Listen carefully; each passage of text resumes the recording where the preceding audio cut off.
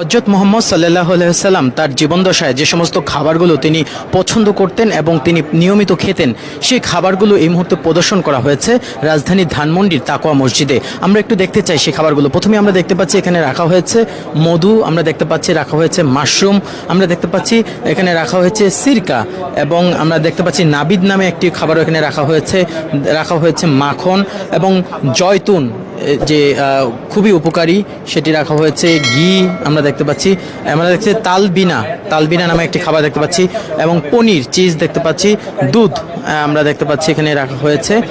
পাশাপাশি আমরা দেখতে পাচ্ছি শারিদ নামে একটি খাবার আমরা দেখতে পাচ্ছি, এবং ঠিক মুরগির মাংস আমরা দেখতে পাচ্ছি, পাখির গোস্ত কিন্তু তিনি খেতেন সেটি কিন্তু দেয়া রয়েছে, এবং প্রতিটি খাবারের নিচে ঠিক কোরআনের সূরা এবং আয়াত নাম্বার এই খাবারের উপকারিতাগুলো যেগুলো রয়েছে সেগুলো রাখা হয়েছে।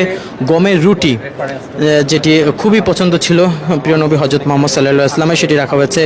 গম আমরা দেখতে পাচ্ছি রাখা হয়েছে, পাশাপাশি পায়া রাখা হয়েছে, অর্থাৎ যে খাসির পায়া সেটি রাখা হয়েছে। আমরা দেখতে পাচ্ছি সরিষা রাখা হয়েছে, সামুদ্রিক মাছ এখানে রাখা হয়েছে, লবণ এখানে রাখা হয়েছে, এবং এদিকে আমরা দেখতে পাচ্ছি আখরোট রাখা হয়েছে, জবের ছাতু যেটা রয়েছে সেটা রাখা হয়েছে, কিশমিশ আমরা দেখতে পাচ্ছি এখানে রাখা হয়েছে, ডুমুর অর্থাৎ তিন ফল যেটা রয়েছে সেটিও কিন্তু রাখা হয়েছে, এবং তিন ফলের যে উপকারিতা সেটি কিন্তু অনেক, সেটা রাখা হয়েছে।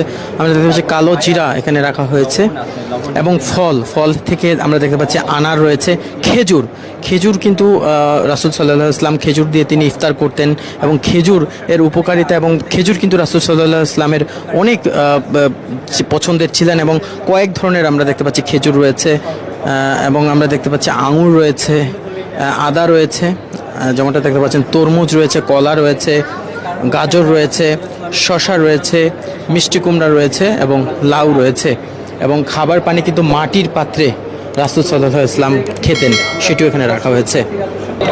এবং খাবার প্রদর্শনীর পাশাপাশি আমরা দেখতে পাচ্ছি নবীজি সাল্লাল্লাহু আলাইহি ওয়াসাল্লামের পাগড়ি মোবারক যেটি রয়েছে সেই পাগড়ি মোবারক রাখা হয়েছে, এবং সুগন্ধি আতর এখানে রাখা হয়েছে।